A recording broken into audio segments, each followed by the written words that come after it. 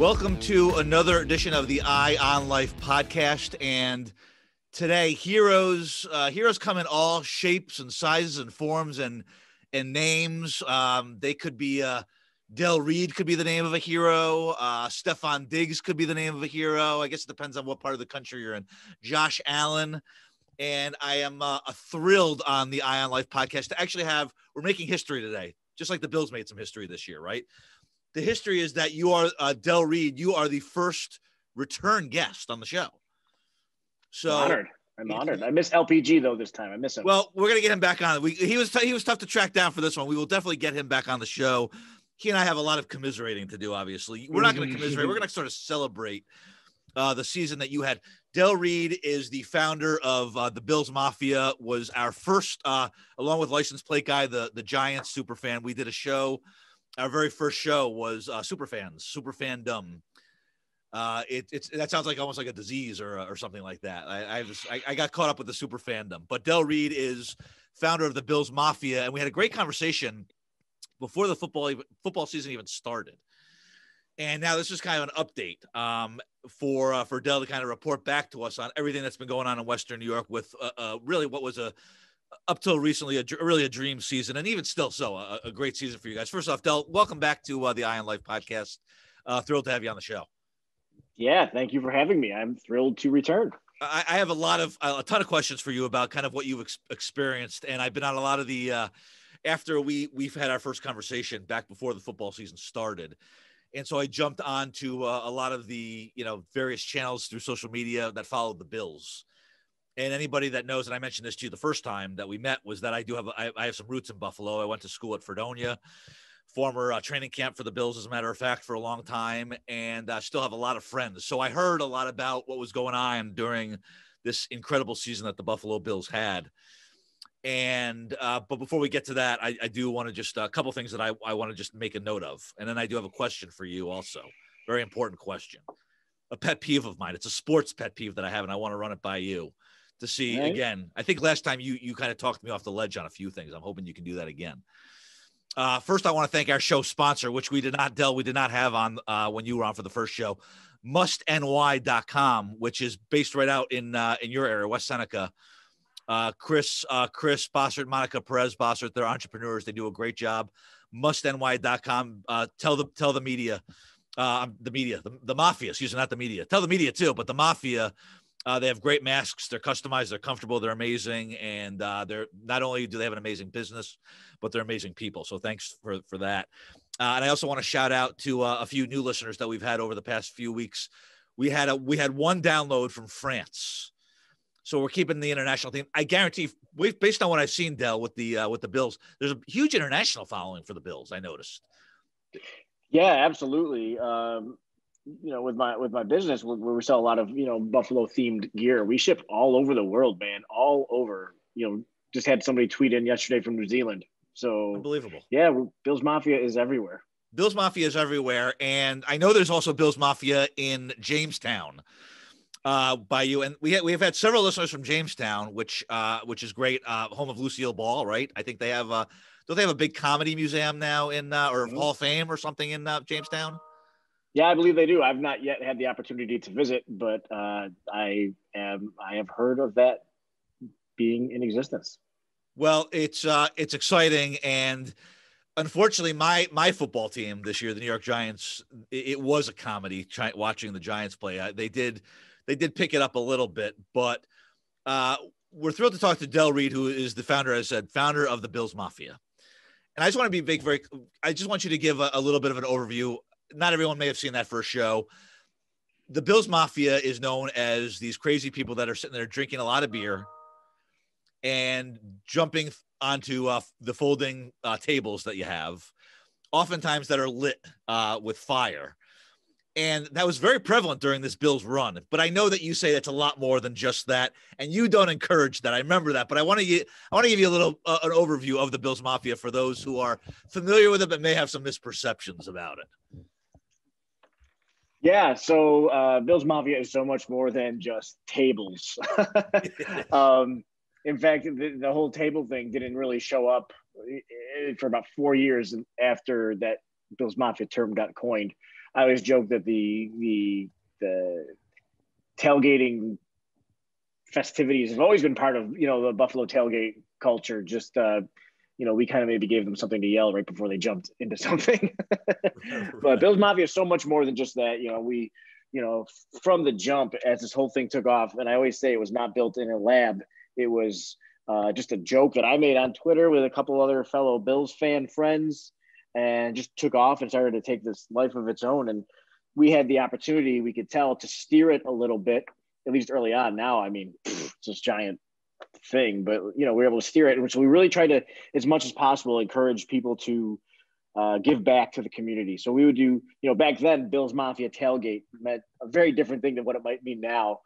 We held an annual tailgate where we did like a basket raffle and raised money for local charities and stuff. And so that's always been the real, as much as we're able to dictate, our real goal with everything with Bills Mafia is celebrating your fandom with your fellow fans, giving back to people in need. And I do want to, again, to your point, because the mafia, right? In addition, because everyone sees the craziness of the drinking, and I've never really thought it was a great idea to light oneself on fire. As a Giants fan, despite the sweatshirt, which I will get to in a second, and this is my support for you, but there have been times where watching the Giants has made me want to stick my head in the oven. But I've never necessarily wanted to be fully engulfed in flames. And I've seen many Bills Mafia actually jump onto the tables of flames, and then they themselves are on fire. But they seem to have a good system in place. They do seem to know the stop, drop, and roll technique, which is great. It's a credit to all the elementary school teachers over the years in Western New York. We've learned a lot, but I do want to be serious for a second, because the one thing that is really unique, and you guys have gotten a decent amount of media, not just on the craziness of of this movement, this Bills movement, and this crazy fandom, but you guys have actually given a lot to charity. And I know that there have been some quarterbacks and some other players whom you have defeated or been defeated by. And there are these huge drives to donate to that particular player's charity of choice. And that's really unbelievable. Can you talk a little bit more about that? Obviously, you can't do it with every single player, but how is that organized? How is that organized, and how did that start? Because it's really, it shows that even as crazy as the people are in Buffalo for their team, they do take this very seriously as far as back to the community as well. Absolutely. I wouldn't say it's even organized, to be honest with you, because every time this has happened, it's been a different fan who has suggested, we should give to this player because he did this, or because this happened in his life and we love him, and so let's give to this cause that's close to his heart. For everyone that kind of makes the headlines, it becomes like the national story. There's a bunch that get suggested. I mean, all the time, like people are suggesting in my Twitter, like, oh, we should give to this, we should give to that, we should. And I'm not the gatekeeper of all this. Like I know I'm often the one that gets called onto, the radio stations or television to talk about it, but I'm always really quick to make sure that the person listening or the person watching knows, like, this isn't me. This is, I like to think that, like I mentioned a few moments ago, the early stuff we did with Bills Mafia maybe helped set the tone a little bit. And, with my company, we have a give back component, which is in line with all of that. But this really is an expression of the Western New York DNA. I mean, Buffalo's called the city of good neighbors for a reason, because, when there's no COVID pandemic crap going on, like every weekend, there's a different benefit to help somebody out who has, whatever situation going on. At least I feel like my whole life, there's only been 3 fire halls going on at a time in my area that are doing a benefit for some other person. So, that's just part of, I guess, who we are as Western New Yorkers, and social media only really kind of exacerbates that. So you have people who are maybe expats who are from Buffalo, and that's just kind of who they are. And so they're quick to jump on these things as well.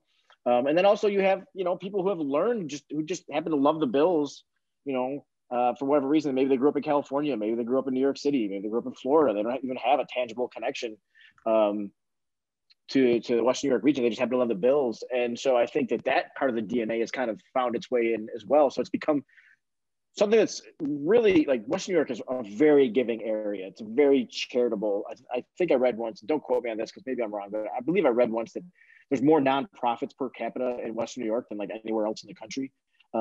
just because of how giving we tend to be. So as social media has kind of expanded the interactions with Western New Yorkers based around the football team, I feel like that component of the community has kind of become part of the team that represents the community, part of the fan base's identity, and part of how, we as fans identify ourselves as Bills fans. It's so great. And, not to get too, to talk too long here to answer your question, but it's so great that, like, so often, whether our team beats another team or another team beats our team, or we get slighted or made fun of on social media, instead of giving a middle finger, we often say, oh yeah, well, we're going to give, $25,000 to this charity in your city. Or whatever. Not that it's one lump, you know what I mean? How it's cumulative and how people just kind of bandwagon onto it. But it's so great.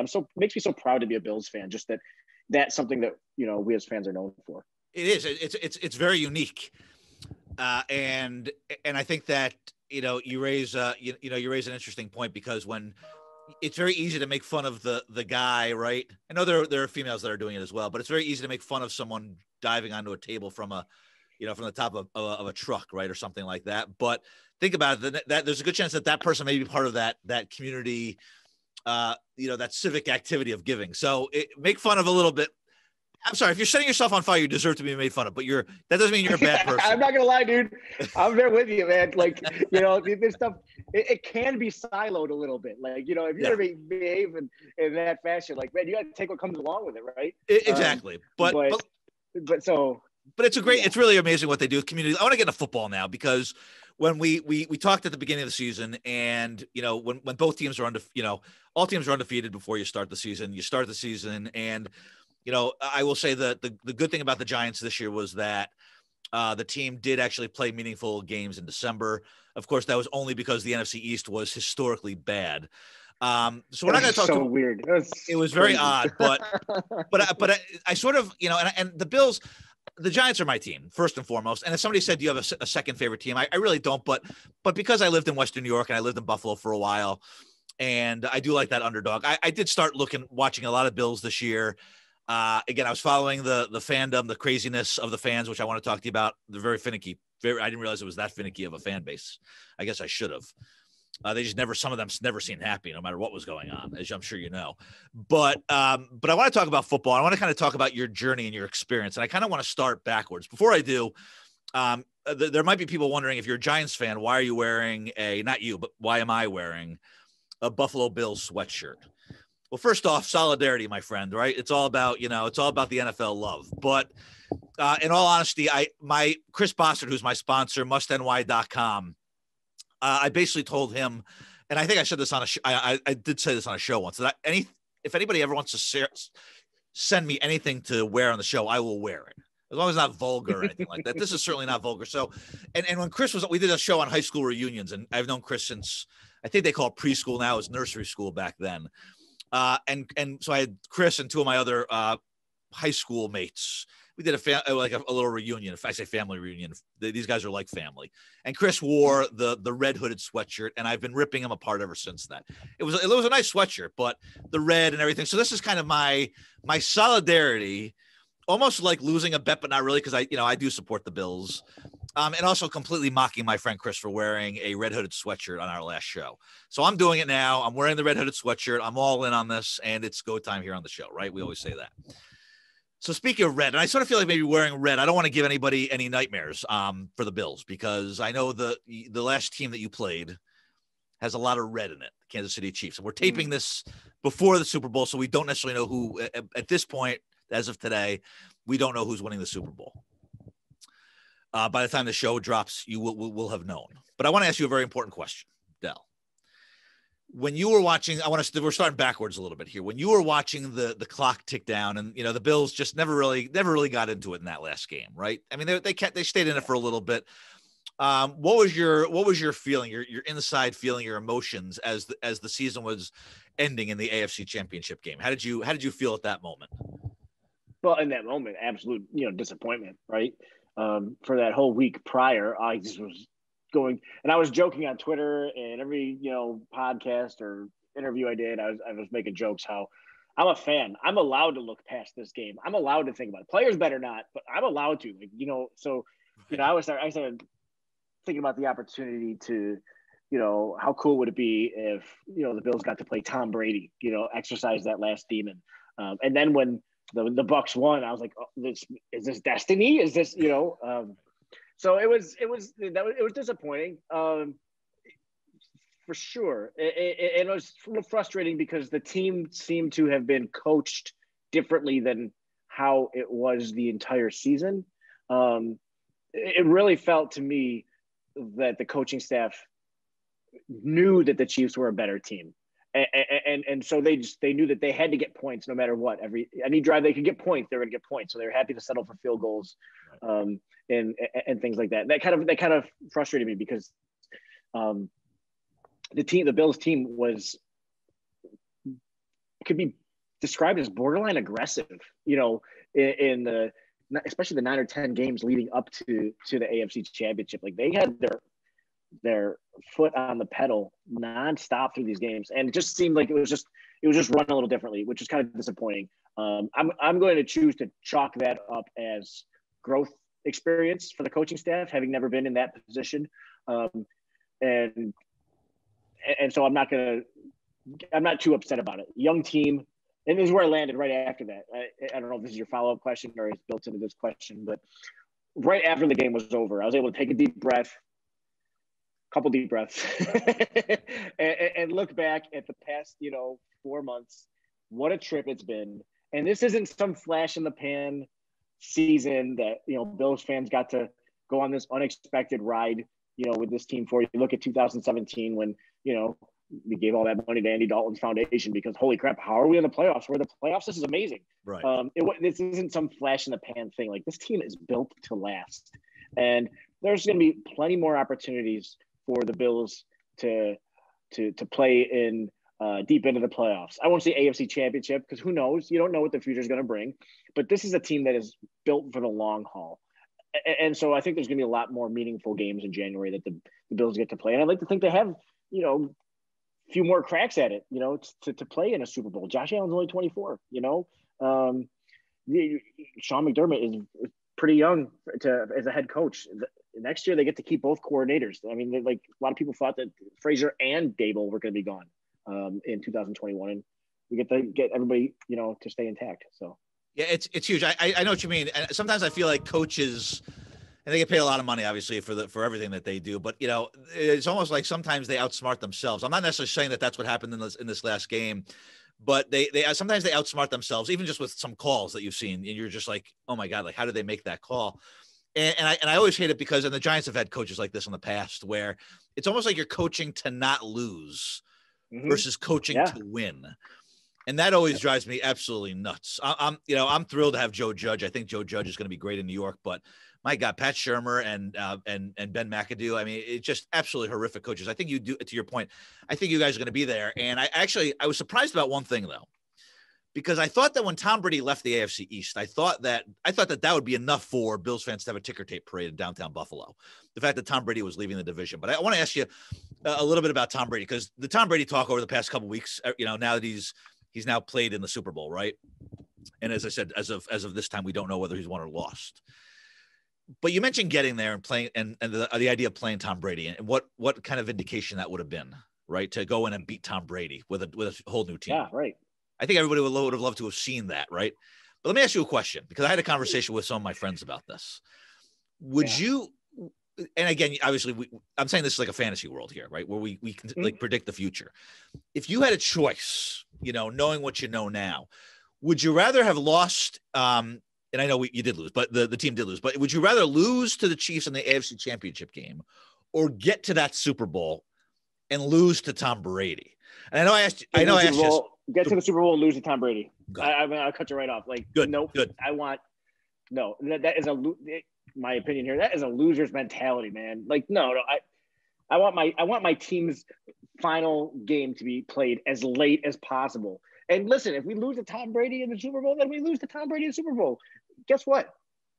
We were in the Super Bowl. Exactly. It's been a while. It's been a while. I'm with you on that. And I did see things posted that, it would be too painful to lose to Tom Brady, but you wouldn't have the chance to beat Tom Brady if you're not playing against him. So I agree with you, and we did, and that echoes with the question that we talked about in our first show about would you rather get there and lose, with the 4 times, obviously, or would you rather not have gotten there at all? And I think it does provide an extra journey, right, to have those Super Bowl runs, even if you lose. But I want to ask you about the journey, because over the course of a 16-game season, right, and this was a season like none other, because the fans couldn't attend the games. I know that the last few games there were Bills fans. By the way, did you get a chance to attend the games that were open to the public? No, I did not. Okay, because I know that was it was only like 6,000, 6,500 that were allowed in there. Yeah. Right. So my question to you is, talk a little bit about the journey that you had. I want to ask you from your viewpoint this year. And what was the final record? It was were they 12-4? 13-3. 13-3. Okay, 13-3. That's amazing, right? And really, amazing. Oh my gosh. And should have been 14-2. The Hail Murray should never have happened. So they really should have been 14-2. So and that was the last time they lost before the Chiefs game. They had that huge winning streak. I know that was huge, and I remember watching that game, thinking, "Oh God, that's such a Buffalo Bills thing to happen." But they unlike in the past, they collected themselves and went on a huge run, right? That may have, I don't want to answer this for you. That may have been the worst moment of the season for you. I'd like to know what your worst moment of the season was, and also at what point did you realize maybe this team is for real? Maybe we're going to have some fun with this team, and maybe we're not going to experience some of the garbage and some of the the bad luck that we've had in the past. Was there a game or a time where you kind of looked at that and said, I think we're for real this time? And I think we're legit. Yeah. I think the worst moment was probably the Tuesday night game against the Titans, to be honest with you, because the Hail Murray play, I mean, what can you do? Like, if they run that play 100 times, DeAndre Hopkins maybe catches it 98. I mean, maybe misses it 98 times. He maybe catches it twice, right? And so, like, right after that play, I remember just sitting on the couch like this for probably a minute, and like after that, I just laughed. I'm like, what can you do? Like, I wouldn't say that's the worst moment. I think the worst moment was probably losing to the Titans on that Tuesday Night Football. How it just the game kept getting moved around. It felt like the Titans were being rewarded for what was proven to be like failure to follow correct COVID protocols and everything. Right. That was frustrating to me. Now, as for how do we know when this team is for real? I'm gonna sound cute here, but like when they traded for Stephon Diggs in March or April or whatever it was, that's my answer, because for me that showed that when Brandon Beane traded that first round pick to get Stephon Diggs, like they're going for it all, and then at that point it's like, oh, please have an NFL season, because you don't even know what's going to happen with COVID. But for me, that was the sign. And then when Josh Allen comes out in week 1 and throws for over 300 yards, which is something that, any Bills fan knows, 300-yard games from quarterbacks, there's probably been like 5 tops in the past 20 years. I'm not even saying it was, or 18 years since Drew Bledsoe. It just doesn't happen. And so when they trade for Stephon Diggs, they open up with that first game and he throws for over 300 yards. Josh Allen does. It was so obvious. Like, this team is for real. Do you get scarred over the years? Because again, Buffalo, there's been some very bad things that have happened on the field. And, I just feel like you get jaded, as older. I mean, I'm jaded right now with the Giants, and, I would never, obviously we talked about this in the last show with License Plate Guy, and you never give up those Super Bowls that we won and all that. But are you at all waiting for the other shoe to drop during a season like this? Or because you seem like because I will be honest with you, as I'm reading all these posts from the Bills Mafia, they're not all Bills Mafia. Some of them are just fans, but however they associate themselves. I'm telling you, Del, these people, it was literally like, and I would watch, and I would literally be reading these posts after yet another Giants loss. And I actually responded a couple of times to some people just to say, like, come, congratulations, Josh Allen. I wanted the Giants to draft Josh Allen instead of going for running Saquon Barkley. So I still, whenever I watch Josh Allen perform and with that rocket arm, it nauseates me. They should be playing in the Meadowlands, right? But it's a very finicky fan base. It was literally like some of these posts were like, instead of being a 13-3 team, it was like you were like 3-13. Is that changed though? Yeah, Are people changing? Are they still jaded? I mean, they just feel like they're I don't waiting. know, man. I don't know. The Bills are the only fan base tweets that I really pay attention to. So this is all I know, right? So I don't know if the Bills fans are more finicky than other NFL teams. My opinion through all of this has been like, listen, people act like the Dick Duran era never happened. For me, that was the darkest period in my adult life, at least, Right. that the Bills ever had. And so I'm not here for moral victories. I'm not here, saying, "Oh, that was good enough," because I won a Super Bowl championship. But you got to have perspective, and that's one thing I've tried to, communicate as much as possible without singling people out or without putting people on blast, on Twitter. It's like, you got to have perspective, man. Like, there was a time when I was resolved to think, like, probably 07, 08, thinking that, you know what, I had my seasons at the time. I was like, I'm going to keep my seasons because this is an opportunity for me to go to games and watch superstars on other teams play. So I can see Brett Favre. I can see, Donald Driver back. I thought he was great too, or whomever, these different LaDainian Tomlinson. I get to see him play.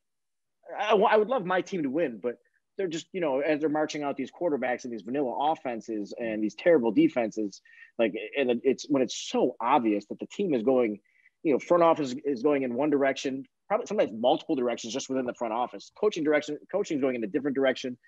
Like, people forget about those times. And so I'm so grateful now. You look at how the Pagulas have purchased the team in 2014. And they took a swing with Rex Ryan. I'm actually wearing a shirt that just happened to be wearing today. We sold that when Rex was the Sexy coach. Rexy, right? Isn't that his nickname, Sexy Rexy? Yeah, something like that, right? So, but like, they took a swing with Rex Ryan. They learned a lesson there, right? In terms of, you can't just always go for the flashy guy who has the best interview or whatever, or whatever. They ended up hiring Sean McDermott, who had a vision and a plan. Brought in Brandon Beane shortly thereafter, vision, plan, on the exact same page as Sean McDermott. For me, it is so unfair for fans to hold anything against this team that happened, say, pre-2014. I'll even say 2017, because the Pagulas were new owners to the NFL. They were trying different things. They were just getting up to speed, really. And that was like a learning curve. So for me, like, it's a brand new franchise as of 2017, almost literally, like I said, all the way to ownership. There's only one person, on that roster that was around before then. That was Jerry Hughes, and he's pretty good. So I just think it's, one mantra that I tried to put out as much as possible, especially in mid to late December, was, I'm not afraid anymore. Whether it was Kevin McAllister from Home Alone, like, I'm not afraid anymore. Like, no longer do I have this scar tissue.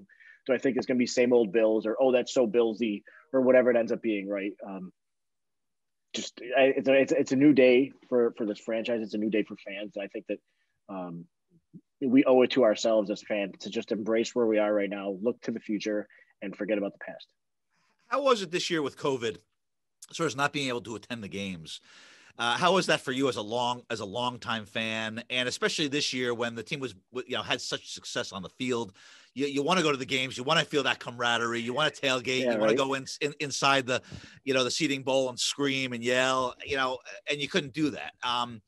How did that make things almost maybe even more electric when you were out at, Wegmans, and you saw people wearing Bills gear, or was it constantly, oh man, I wish we could get back in the stadium. This is brutal.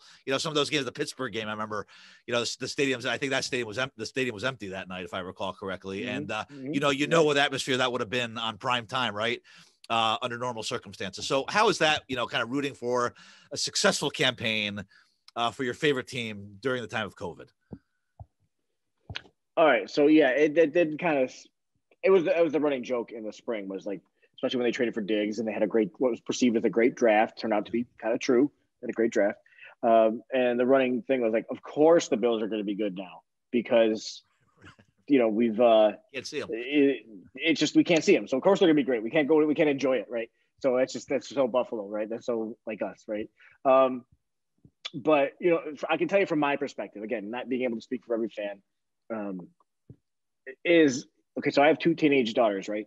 and they've always had like a cursory, like their love for the team has been because mom and dad love the team, right? And so, I got to watch like every single game this game with them. Like my butt was planted in the same spot on the couch for every game. They had their own spots. We watched every single game together, and it was really cool. And it timed out well. The team being good, being able to watch the game with my kids. The questions churned from walking through the room saying, "Oh, are we winning?" To what is offensive pass interference? What is an illegal shift? Why was that pass interference? Right. What is, all the different questions that come with like the nuances of the game and the details. So this was a great season for me. I got to share more than I would have, because I would have been at, several games, and I probably would have been out at doing different events or whatever around the games. I got to share this season with my kids and with my wife. Just as a family, we experienced this awesome season together. And maybe that's corny, maybe that's, whatever, but they say football is family, right? And the Bills are such a huge part of the community. They're always going to be a part of, our lives, the four of us, I mean. And so when my daughters, grow up and get married, and they're probably going to have Bills fan husbands, if they're smart, that's who they'll marry. You better hope. And so so that thread will just continue on, right? So it was really special to me, and through no control of my own, I was able to experience the whole season with my kids, and it was special. It was really special to me, to be honest with you. The 2020 in general, there's so much negative in our lives, but selfishly, I got to spend a lot of time with my family that I never would have, and so I'm super grateful for that. Yeah, no, I think that's a great point. I think one of the opportunities that has been presented to us, because we can't go out, we can't go to football games and sporting events, and bars and restaurants are very limited. It does kind of force you to take a step back and be like, you're spending time with the people who are a little bit closer to you. And as you said, football is family. I know we talked about on the first show, and it's such a tradition out in Buffalo that it almost sounds like you started almost a new tradition with your family, which is amazing. Mm-hmm. You may have to watch games with them all the time now if the success continues, which leads me to my next question. I don't remember if I asked you this question the first time. I don't think I did. But you just said before a couple minutes ago that you sat your butt in the same spot every game. Are you one of these? Are you a superstitious fan? Do you believe in a superstition? Like I have to sit here in this position? Because I know that it's not just a Bills thing. That's a crazy football fan thing. But are you at all superstitious? I think sometimes subconsciously I am. No, I'm not. That's one thing I was also tweeting this year, all year. Like, this team is better than superstition. This team is too good for your super. Yeah. You know what? So because some person didn't sit in the right spot on their couch and they're a Bills fan and they live in Arizona, they controlled it. Like, what the heck? I was wearing the right socks. I was wearing my socks. I had my hat on the same way, like I was supposed to. It's just, I think it's a coping mechanism that gives us a feeling of control over something we have absolutely no control over. So there's therapy for that kind of thing. If you need a control issues, I get that. I understand it. As I said, talking about the Giants this year, it didn't really matter where I sat. The losses were fast and furious, unfortunately. And again, no superstition there. But anyway, the focus is not on the Giants. I'm commiserating. Again, if LPG was here, I could commiserate. You had a great season. So I'm going to just unify with you here. Del Reid is with us. We're going to start to wrap up here. I do just have a couple more questions for you. Del Reid is the founder of the Bills Mafia, which is the movement of fandom, super fandom in Buffalo and across the country and across the world. And never was it more apparent than this year. Even when the Bills are losing, I give you guys credit. The fan base is out there. People are still loud and proud about their Bills. So I appreciate that. But this year even more so, because more people just do come out of the woodwork. That's just natural when the team is succeeding. But I did have two more questions I wanted to ask you. One of my favorite scenes. And again, I was kind of living vicariously through my friends who live out in Buffalo. They were just telling me about this electric atmosphere that they were feeling whenever they went out, again, even just to the store, right? And I want to ask you about that. But one of my favorite scenes, which I think kind of symbolized all of that, was after the Bills clinched the AFC East.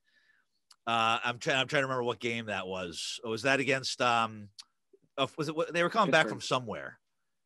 Was it Denver? It was Pittsburgh, wasn't it? Denver. It was Denver. I think it may have been Denver, right? I think it was Denver, and they came back, and there was that scene at the airport where all the fans and a lot of people were not wearing the Must NY masks, which they should have been. But nonetheless, I'm not going to preach about that other than to go get a Must NY mask because, Western New York. Were you there? Were you there for that? Because that looked amazing. I mean, it looked like a big party. They were releasing all this pent up energy that they've wanted to let out for years. And it just looked like a lot of fun. And I'm wondering if you were there, and even if you weren't there, but what kind of feeling did you get out and about in Western New York during the season, and especially as you got closer to the playoffs and some of the success once you guys started winning in the playoffs as well? Yeah, no, I was not there. I'm old, man. I need my sleep. I'm with you. I wouldn't be out there either. No, I wasn't there. But just going out into the world in general and everything, man, it's one thing I've always told my kids, about how cool it is when the team is good, because they often wonder, like, why is dad so invested in this team that loses all the time? And I would say when they're good, this team, this area, this region comes alive. Like every single business that has an LED sign has some Bills logo or Bills image or Go Bills, showing, or signs in the window. Like it really was like there was no way you could escape it living here in Western New York. And you'd go out to, like you said, Wegmans, which was a great reference, or any grocery store, anywhere. I love Wegmans. And all you would see, it's so great. It's like the pinnacle, right? But it's just people wearing, Bills merchandise from head to toe. It was great. It's fun. It's fun because there's so much in society that separates us. It's nice to have something that we can all agree on. You know what I mean? So I don't care, what your faith is, what your color is, how much money you make, whatever. Like we all can agree on one thing, and it's that the Bills deserve a Super Bowl championship sooner than later. I was rooting for you. I really was. I was all over. I was rooting for them like my adopted football team. I would have loved to have seen that, and I would have loved just to see the reaction of the people out there. Would have been amazing. But as you said, you guys are not. I don't think you guys are going anywhere so soon here. I think you guys are going to be a force to be reckoned with. You have your franchise quarterback. You have your star wide receiver. You get that running game going a little bit, fill in some defensive holes. And I think you guys will be in good shape. That's my X's and O's for the day. I want to ask you two more questions here. Again, Reid, founder, Bills Mafia. You're listening to the Eye on Life podcast, sponsored by mustny.com. And I have two more questions. And I mentioned pet peeve, and I forgot about it because we got into such a great, deep conversation about football. This is a football-related question. And this was actually a Bills fan that did this, but I've seen other fan bases do it too, so it's not just a Bills thing. I'm on Facebook, and somebody will ask a question: who should we draft this year, or who do you think is going to win the game this week? And that's great. You start a conversation, but there's a thing out there now where people are asking what time the game is at.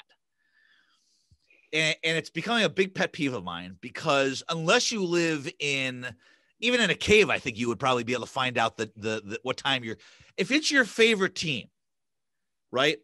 You should know when they're playing. I don't care if you live in LA and they're playing and you root for an East Coast team. I don't care if you're in Antarctica. You should know. And if you don't know, there are about 1 million ways that you can find out without posting. This is one of these things that it's like to me, this is like an example of the downfall of society.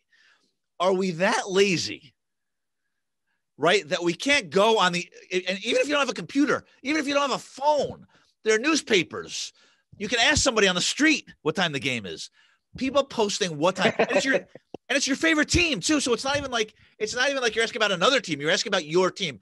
And so I want to ask you about this, because I was so fed up that there's a woman and she was in San Diego, and she said, what time is the Bills game? I think it was the Kansas City game. And I wrote back and I said something like, anybody who I wrote back, I shouldn't have.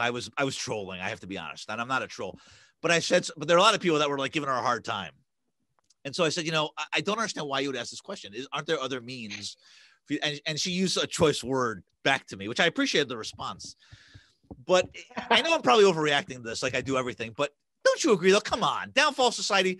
Because if you can't figure out how to figure time, if you can't figure out what time your team plays on Sunday, your team, how can you drive a car? How can you take care of children? How can you feed yourself or others? I mean,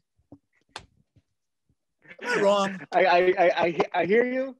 And I'm not, I've never seen somebody post something like that, which, whatever. I'll offer you this though, in defense of this stranger. We're used to 1 p.m. Sundays because the Bills were for so long a filler team. We didn't get primetime games. We didn't get 4 p.m. or 4:15 p.m. games. Right. Didn't get Sunday night. Didn't get Thursday night. Didn't get Monday night. It was always 1 p.m. Sunday and maybe the occasional, 4:30 game because we're playing somebody on the West Coast. So this poor woman is probably just Sunday 1 p.m. and she's certainly not familiar with what time the AFC and NFC championship games are played, because those are wonky times, 3 and 6 or whatever. So she's getting used to being good. So cut her some slack. She's getting used to the team being good. Maybe next year she'll have a little bit more. She'll be a little bit more adept at navigating that. You're just standing up. I'm not convinced. She should, if she's a Bills fan, she should know when the game is taking place. Again, I don't care if she's on Mars, but I do appreciate you standing up for a fellow Bills fan. I do appreciate that. And I think that one of the things that we've established in the 2 shows now that you've been with us is that you're a much nicer guy than I am. And I think that's wonderful. I want to just conclude. I want to ask you one more question. Of all the years, all the seasons that you've been a Bills fan, where does this past season rank as far as your enjoyment of the season? I would imagine it would probably be fairly high up there. You had a great run of the playoffs. You had a great season. You won the division. Tom Brady left the division. All these good things happened this year, but that doesn't necessarily mean that's enjoyable. Sometimes there are just certain things that you mentioned your family. You had that element this year, but where does this season rank for you as far as on the scale of enjoyment of all Bills seasons that you've been through? Where does this one rank? Somewhere between 1 and 5. Okay. No, I mean, yeah. I mean, because if I stop and think about it, it's got to be, top 2 or 3.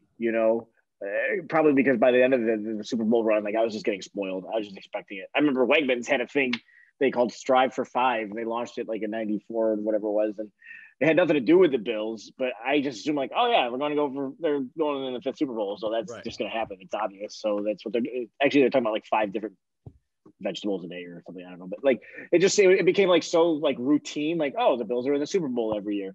Sorry America, you got to watch us lose again. But this was special because it's been so long. Like I mean, like when the Bills were going to the Super Bowls, that was late high school, like first year of college for me. So I didn't have a lot of history of fandom before that. I mean, I was a fan my whole life, but you know what I mean? Like I didn't have 20 years of sadness. Right. Like I've had leading up to this, this couple seasons we've had now. So this one was special. And, I didn't have obviously my own family to share it with. So that was something special too. So this is a top tier season. I somewhere between, like I said, 1 and 5, probably top 3. I wish I could say the same thing about my football season, but I can't. I am still rooting for another Bills Giants Super Bowl.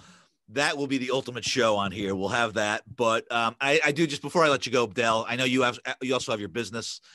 I know you sell a lot of Bills gear as well and sports gear, but where can people find information on your business, what you do, and then also how can they follow you and Bills Mafia as well?